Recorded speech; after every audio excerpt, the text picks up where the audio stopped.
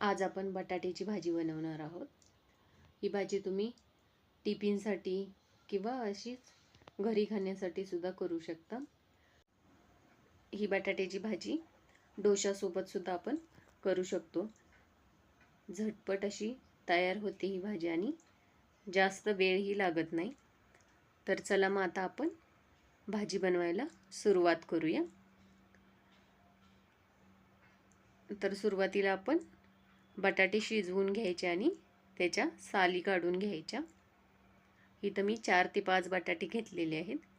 ते चांगले शिजवून आणि साली काढून घेतलेले आहेत। आता आपण याची फोडणी तयार करूया। तर आपण हे एका कढईमध्ये 1.5 ते 2 चमचे तेल घालायचं। तेल गरम झालं की त्यामध्ये मोहरी अर्धा चमचा आणि जिरे अर्धा चमचा घालायचे। ते भाजले की त्यामध्येच आपण कढीपत्ता घालून घेऊया। आणि आता आपण एक मोठा कांदा बारीक स्लाइस करून घालून घ्यायचा। ह्याने भाजी छान टेस्टी होते। आता कांदा आपण हलका गुलाबी कलर येईपर्यंत आपल्याला कांदा भाजून घ्यायचा आहे। 2 ते 3 मिनिटं आपण हा कांदा भाजून घेणार आहोत। त्यानंतर आपण ह्यामध्ये हिरवी मिरची घालून घेऊया। इथं मी 3 छोटी हिरवी मिरची घातलेली आहे।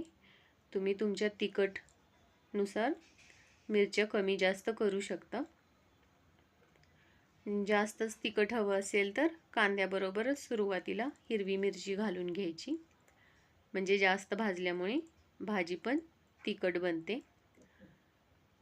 आता ह्यामध्ये आपण पाव चमचा हळद घालून घ्यायचं आणि चवीनुसार मीठ घालायचं आणि हे आता एकदा मिक्स करून घेऊया आपण। ह्यामध्ये आपण दुसरे कोणतेच मसाले ॲड करणार नाही आहोत। आता मसाले चांगले मिक्स झालेले आहेत, तर आपण ह्यामध्ये बटाटे घालून घेऊया। इथं आपण बटाटे हातानेच थोडेसे मोठे मोठे कुस्करून घालणार आहोत। हे आपण कापायचं नाही आहे बटाटा, हातानेच मोठा मोठा तुकडा करून ह्यामध्ये घालून घ्यायचं।